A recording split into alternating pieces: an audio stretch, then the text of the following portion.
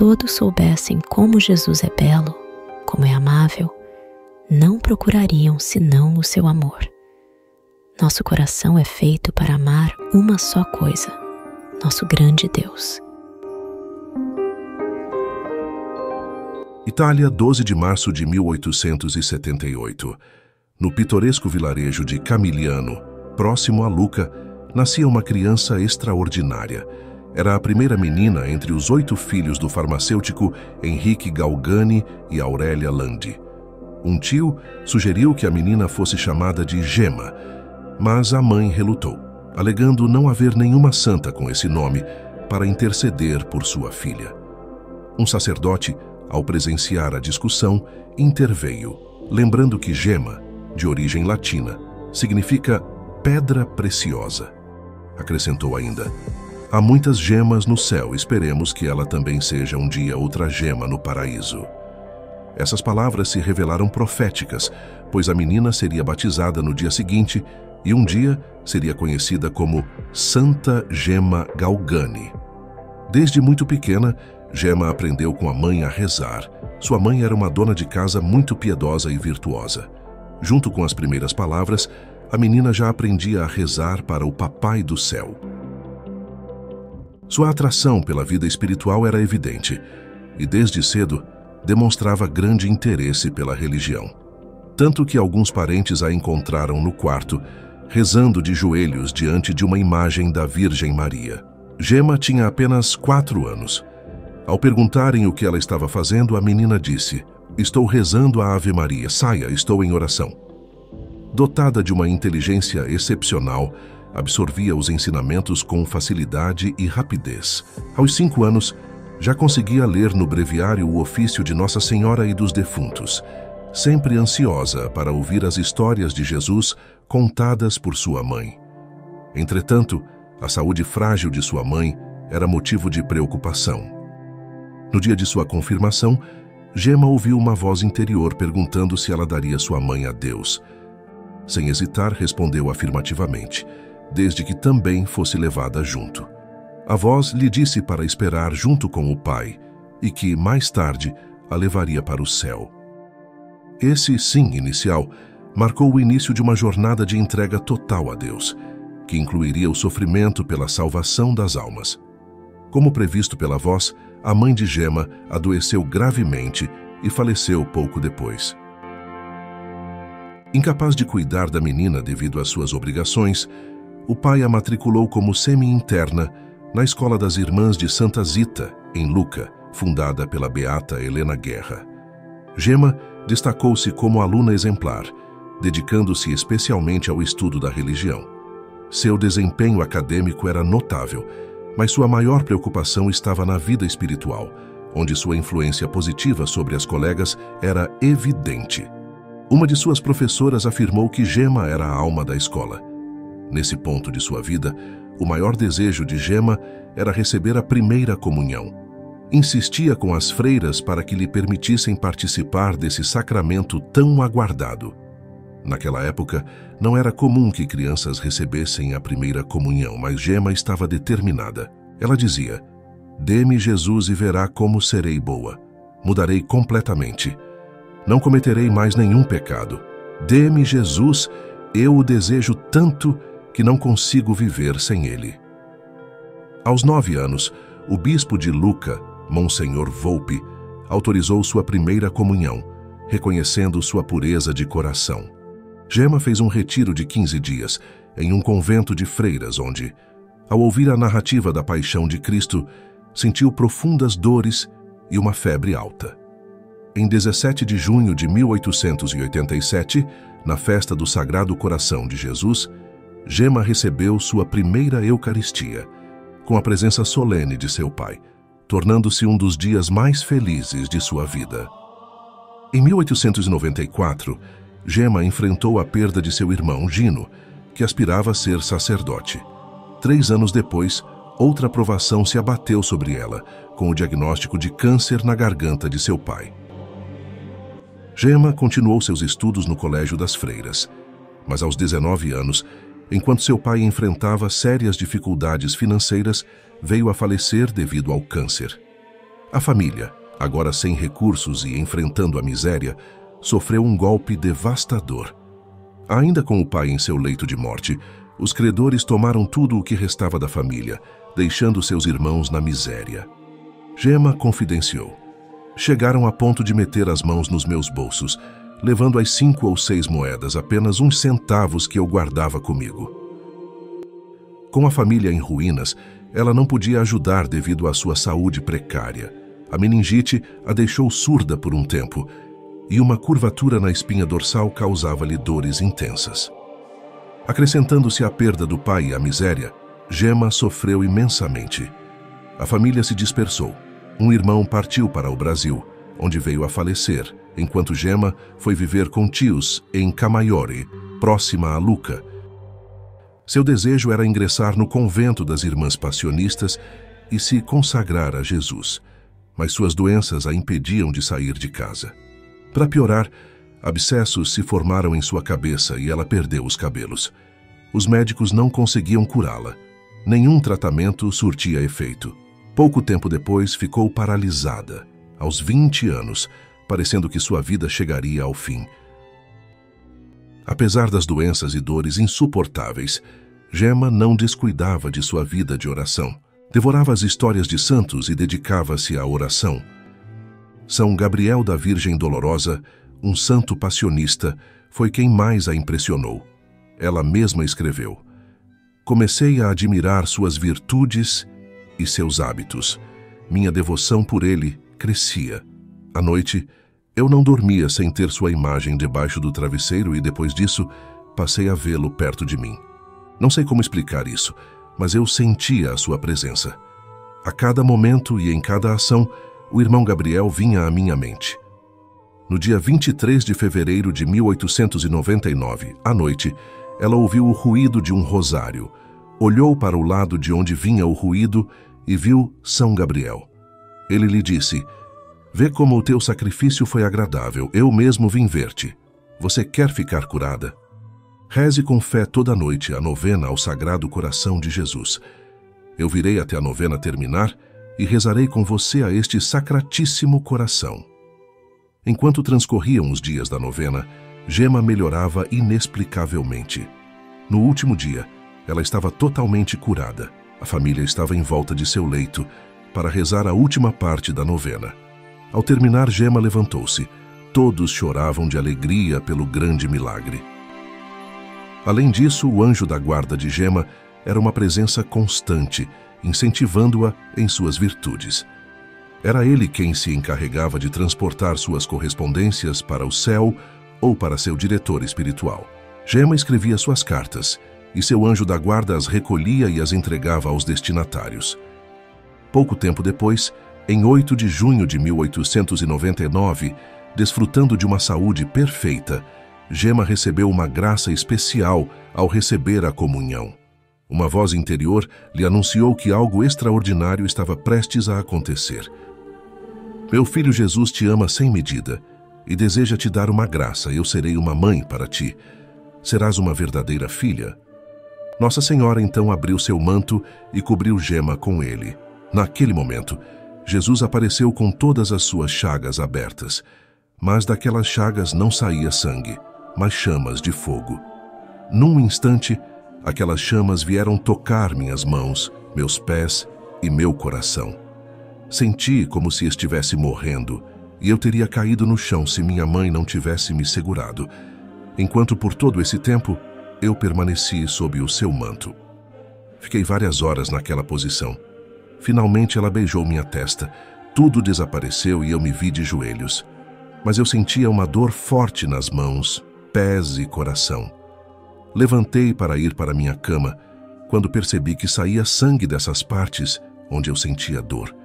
Cobri as feridas o melhor que pude, ajudada por meu anjo, e então pude ir para a cama.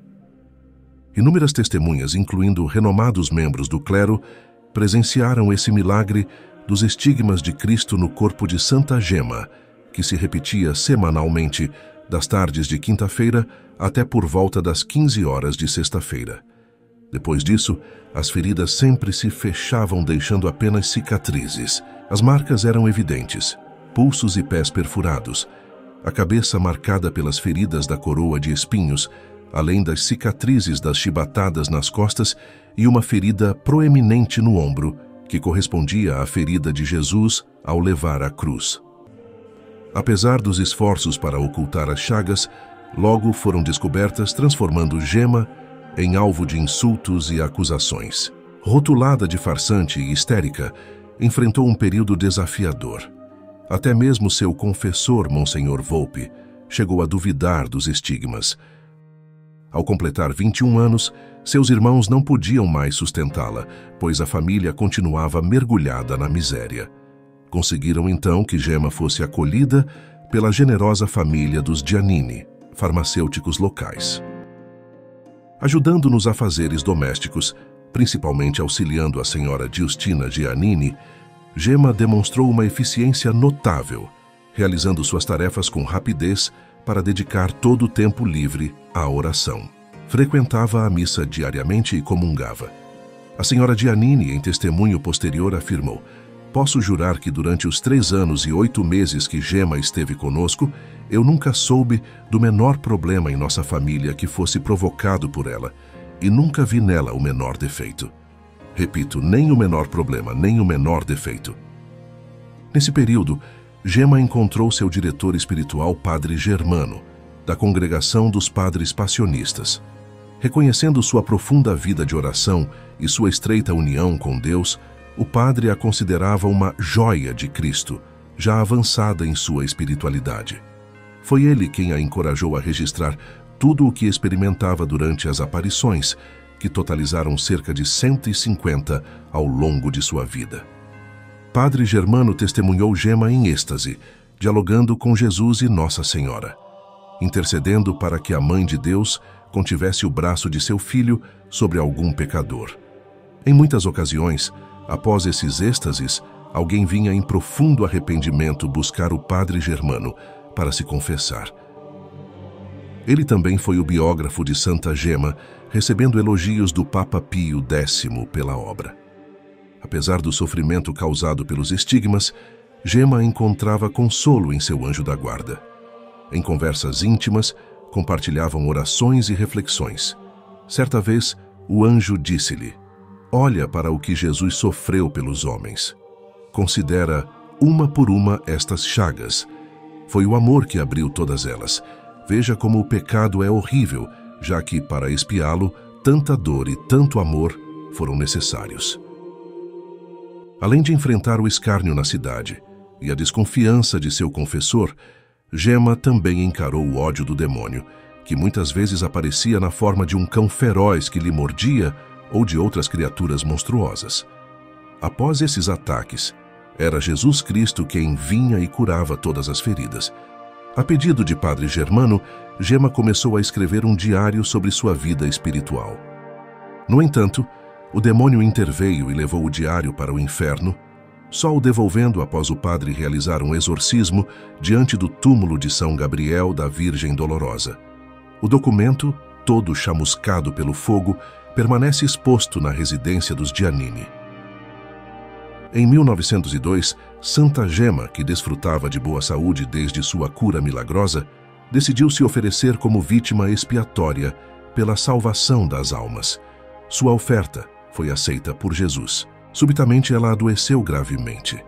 Sem apetite e incapaz de se levantar de sua cama, os médicos não conseguiam diagnosticar sua enfermidade, mas tão repentinamente quanto chegara, a doença desapareceu. Gema recuperou-se e voltou à sua rotina. Em 21 de setembro de 1902, ela começou a tossir violentamente, expelindo sangue. Ao mesmo tempo, foi envolvida por uma aridez espiritual total. Não mais experimentava consolações nem graças palpáveis em sua vida de oração. A tentação a acometia, sugerindo que fora abandonada por Jesus. Em meio a essas batalhas espirituais, ela clamava incessantemente pelos nomes de Jesus e Maria. Sobre esse período terrível de sofrimento e tentações, seu diretor espiritual, Padre Germano, testemunhou: "A pobre sofredora passou dias, semanas e meses desse modo, dando-nos um exemplo de paciência heróica e razões para um medo saudável pelo que pode acontecer conosco, que não temos os méritos de Gema na terrível hora da morte. Apesar do sofrimento aparentemente interminável, ela nunca se queixou. Sua fé permanecia inabalável, mesmo diante da aridez espiritual e da sensação de abandono. Mantinha-se em constante oração, enquanto sua doença progredia, tornando-a esquelética. Contudo, mesmo nessas condições, sua beleza interior e exterior persistiam, irradiando pureza de alma e corpo. À medida que sua condição se agravava, Padre Germano ministrou-lhe a extrema unção. Em 11 de abril de 1903, todos perceberam que o fim se aproximava e cercaram seu leito de morte. Segurando o crucifixo, Gema proferiu: "Agora é mesmo verdade que não me resta mais nada, Jesus. Eu recomendo a minha pobre alma a ti, Jesus." Em seguida, dirigindo-se a uma imagem da Virgem Santíssima, suplicou: "Minha mãe, encomendai a minha pobre alma a Jesus. Dizei a ele que tenha misericórdia de mim." Essas foram suas últimas palavras. Com um largo sorriso, inclinou a cabeça para o lado e expirou. Gema partiu em serenidade, tão pacífica que muitos acreditavam que ela apenas adormecera. Contudo, seu coração havia cessado de bater. Era o Sábado Santo, e aos jovens 25 anos ela deixava este mundo. Ao longo de sua vida, nutriu um grande desejo: consagrar-se a Deus na congregação das Irmãs Passionistas. Apesar de ter sido recusada mais de 20 vezes devido às suas doenças, seu desejo foi realizado após sua morte. As Irmãs Passionistas de Lucca a receberam oficialmente na congregação e ela foi sepultada com o hábito de freira passionista. Em 24 de abril do mesmo ano, uma comissão médica realizou a autópsia do corpo de Santa Gema. Uma descoberta impressionante aguardava-os. Seu coração parecia vivo, repleto de sangue e flexível. Colocado em um relicário, permanece intacto até hoje. Suas relíquias são veneradas na capela do convento das Irmãs Passionistas de Lucca. Durante sua vida, Gema viveu de forma discreta e simples, permanecendo praticamente desconhecida. Foi somente após sua morte que seu valor foi reconhecido. O Padre Germano e outros recolheram as magníficas cartas que ela escreveu ao longo de sua vida. Nessas cartas, revela-se a profunda experiência de Gema com Jesus, refletindo sua ardente teologia do amor de Deus. Você pode ter acesso aos escritos de Santa Gema por meio do diário dela, que foi publicado e pode ser encontrado no link que vamos deixar aqui na descrição do vídeo. Para Gema, o amor de Deus não era apenas uma emoção, mas uma resposta ao amor de Cristo manifestado em sua palavra. Ela aspirava a compartilhar os sofrimentos de Jesus a ponto de se tornar uma vítima expiatória por amor aos pecadores. Essa foi sua missão: salvar os pecadores não por meio de palavras ou ensinamentos, mas com sua própria vida. A reputação de santidade de Gema já existia quando ela morreu, mas somente em 1917 seu processo de beatificação foi iniciado. Testemunhos sob juramento foram coletados, todos destacando suas virtudes heróicas. Vários milagres oficialmente confirmados por juntas médicas ratificaram sua santidade. Assim, em 1933, ela foi beatificada pelo Papa Pio XI. Embora tenha havido alguma oposição à sua beatificação e canonização, o Papa Pio XI enfatizou que Gema seria beatificada não por suas visões, mas por sua vida santa e exemplar. Em 2 de março de 1940, ela foi canonizada na Basílica de São Pedro, em Roma, pelo Papa Pio XII, apenas 37 anos após sua morte. O Papa a declarou padroeira dos farmacêuticos e de todos que trabalham em farmácias, além de modelo para a juventude. Santa Gema foi contemporânea de outros 2 grandes santos, Santa Teresinha do Menino Jesus e São Padre Pio de Pietrelcina. Podemos ver em Gema o amor de Santa Teresinha e os dons místicos de Padre Pio. E caso você ainda não conheça a vida extraordinária de São Padre Pio, talvez o santo mais popular dos nossos tempos, Aproveite para assistir o documentário que produzimos sobre ele. Basta clicar na telinha que está aparecendo aqui. Obrigado pela atenção. Santa Gema Galgani, rogai por nós.